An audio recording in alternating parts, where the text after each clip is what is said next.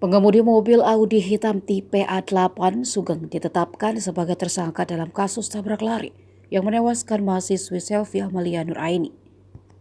Meski awalnya Sugeng mengaku bukan karena mobilnya lah yang melindas korban Selvi, namun polisi punya bukti sebaliknya.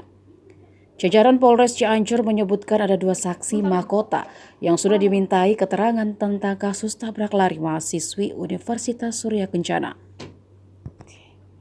Kapolres Cianjur AKBP Doni Hermawan mengatakan, dalam kasus tabrak lari hingga menewaskan Selvi, pihaknya sudah memeriksa 9 saksi mata yang berada di lokasi kejadian.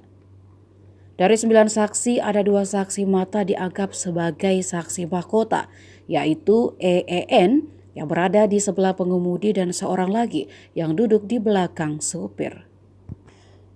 Saksi EEN kata Doni menerangkan bahwa ia berada di dalam mobil Audi tipe A8 dan duduk di depan sebelah kiri pengemudi. Saksi tersebut mengaku mendengar suara seperti menabrak sesuatu. Ini sama dengan beberapa keterangan saksi dari luar, sedangkan saksi EEN itu mendengarnya dari dalam. Menurut Doni, selang beberapa detik, kemudian saksi tersebut merasakan adanya guncangan atau seperti melintasi sesuatu di atas permukaan jalan pada bagian belakang sebelah kanan.